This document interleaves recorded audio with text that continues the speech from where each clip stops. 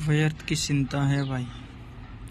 कितना भी कुछ करो, साधना करो, मंत्र जप करो, रिश्तेदारी निभाओ, अपना कर्म करो, कुछ भी करो, लेकिन सबको एक दिन ये धरती छोड़नी है, ये बॉडी छोड़नी है।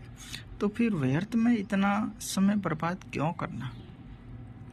क्यों करना इतना समय बर्बाद? क्यों नहीं इसको जीते सही से? क्यों नहीं इनकी जो जीवन के मजे हैं वो लेते? क्यों नहीं अपना राग अपलते? क्योंकि ये बॉडी है ना, इसको तो एक दिन आपको छोड़ना ही पड़ेगा।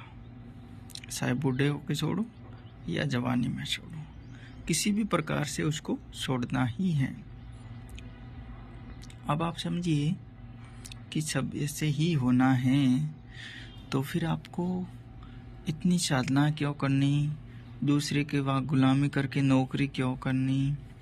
किसी का क्यों मानना? इतने बड़े बड़े महल मालिक क्यों बनाने? रोजाना इतना आज वहाँ कल वहाँ इतनी भागदौड़ क्यों करनी? इतने लोगों के संपर्क में मीठे बोल के क्यों रहना? ये सारा व्यर्थ है।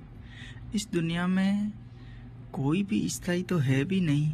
चाहे आप घर बनाएंगे तो वो भी कभी न कभी किसी न किसी समय तो टूट ही जाएगा, वो जर्जर हो जाएगा। गाड़ी लाएंगे तो वो पुरानी होकर टूट जाएगी, एक दिन उसका भी खात्मा होना ही है।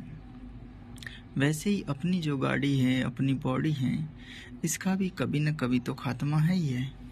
चाहे कुछ महीने लग जाए, कुछ बरस लग जाए, लेकिन इसका अंत तो अनिवार्य है।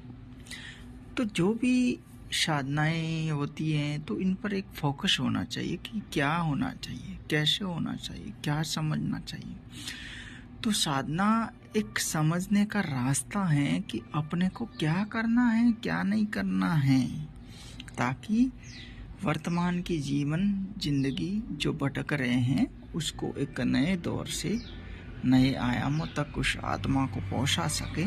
उसके लिए ही एक आपको साधना का प्रावधान करना चाहिए। उसके अलावा किसी भी प्रकार से कोई भी नहीं करना चाहिए। ये जो है जीवन, उसको ही समझ लीजिएगा। ओम नमः शिवाय। ओम शांति।